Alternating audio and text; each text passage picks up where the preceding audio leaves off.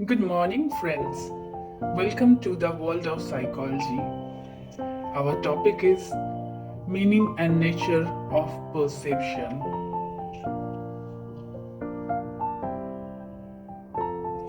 Meaning of perception. Perception is the process by which an organism obtains information about the state of its own internal organs and state of the world about it. Coleman, 1977.